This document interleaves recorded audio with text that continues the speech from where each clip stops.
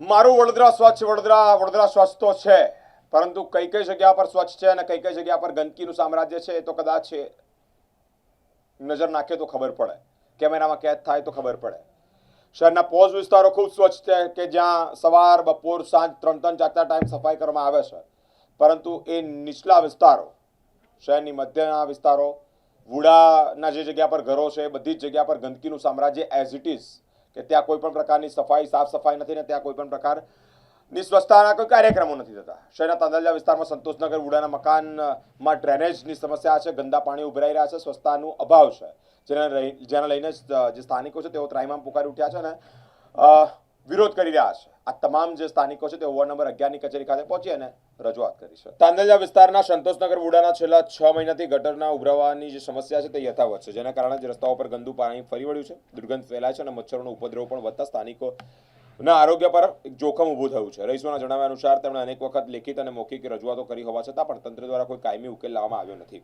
તંત્રની કામગીરીથી નારાજ રહેવાસીઓ આજે વડોદરા શહેર કોંગ્રેસના ઉપપ્રમુખ અશફાક મલિકની આગેવાની હેઠળ વોર્ડ નંબર 11ની કચેરી પહોંચ્યા છે. અહીંયા વોર્ડ નંબર 11ના જુનિયર એન્જિનિયર દ્રષ્ટિબેન બ્રહ્મભટ્ટને રજૂઆત કરી છે અને ગટરની સમસ્યા વહેલી તકે નિરાકરણ આવે, કાયમી નિકાલ લાવવા માટેની માંગ પણ કરી છે. જો સમસ્યાનું ઝડપી નિરાકરણ નહીં આવે તો આગામી સમયમાં આંદોલનની ચીમકી પણ સ્થાનિકો ઉચ્ચારી છે. મામલો એવો છે કે તાંદલજા વિસ્તાર સંતોષનગર વુડાના મકાનોની અંદર રહેતા લોકોને છેલ્લા 7 મહિના ઉપરાંતથી ગટરની સમસ્યાથી પીડાઈ રહ્યા હતા. વારંવાર રજૂઆત કરી છે. એ લોકો પોતાની રીતે 4 થી 5 વાર મોરચો લઈને આવ્યા છે, છતાં આ લોકોએ કોઈ કામગીરી કરી નથી અને અત્યારે એમ કહે છે કે હું તો આગળનો પ્રશ્ન સમજતી હતી, પેલો પ્રશ્ન, એ કોઈ પણ પ્રશ્ન નહીં. એમણે પ્રશ્નોને સમજ્યા નથી. જ્યારે વ્યક્તિ ફરિયાદ કરાવો તો ફરિયાદમાં પોતાનો નંબર લખીને જાય છે, છતાં બીજી વ્યક્તિઓને ફોન કરી અને ત્યાંની ફરિયાદનું સમાધાન થઈ ગયું છે એવું ખોટી રીતે દર્શાવે અને આ લોકો છેલ્લા 7 મહિના ઉપરાંતથી આ ગટરની સમસ્યાથી પીડાઈ રહ્યા છે. રજૂઆતો સાંભળી નથી એટલે આજે અલ્ટિમેટમ આપવા આવ્યા છે. આવનારા દિવસોમાં કામગીરી નહીં થાય તો અમે ઉગ્ર આંદોલન કરીશું. તાંદલજા સંતોષનગર વુડાના મકાનો.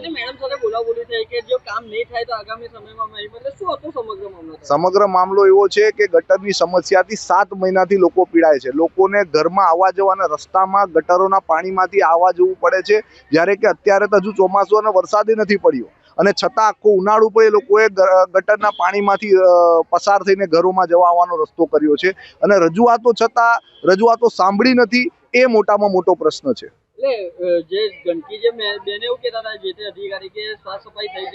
ના, સાફ સફાઈ કશી થઈ નથી. એ 10 અલગ અલગ લોકોએ ફરિયાદ કરી હોય એક જ વિસ્તારમાંથી તો 2 ફરિયાદ સમાધાન કરે ને 8 ફરિયાદ બાકી રાખીને કે 2 થઈ ગઈ ને 2 થઈ ગયેલી જ વારંવાર બોલે. ભાઈ, તમારે 10 અલગ અલગ ફરિયાદ છે, 10 અલગ અલગ મોબાઈલ નંબર છે અને 10 અલગ અલગ મોબાઈલ નંબરથી અલગ અલગ જગ્યાની સ્પોટની ફરિયાદ છે, તે બધી સમાધાન કરવી જોઈએ. અને પાછા કહે છે કે હું બધાને કન્વર્ટ એ ના કરું, હું તો કોઈ એકને જ પકડું, એટલે એકને પકડું એટલે હું મારી ફરિયાદ કરું, મારી સાંભળી લીધી. હું બોલી શકું તો મારી ફરિયાદ સાંભળી, આ ભાઈ નથી બોલી તો એની ફરિયાદ નહીં સાંભળવાની.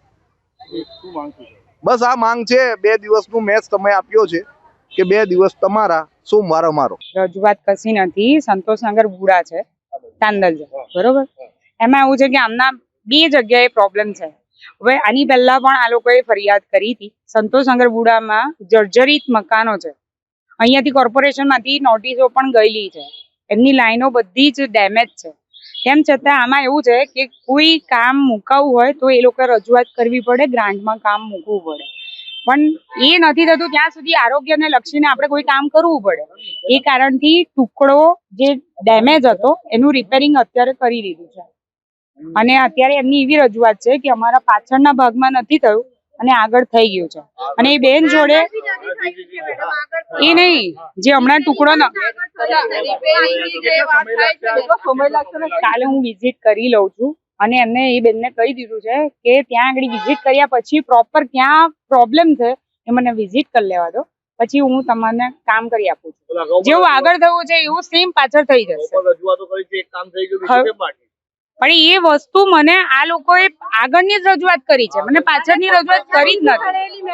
સાંભળો, એમના ત્યાં જે એક જ મિનિટ કે મારી પાસે જે આની પહેલા પણ એક મોરચો આવ્યો હતો સંતોષનગર વુડાનો, જે લોકોના નંબર હતા બધાના નંબર સેવ છે મારી પાસે અત્યારે છે પણ છે એ બધાનું.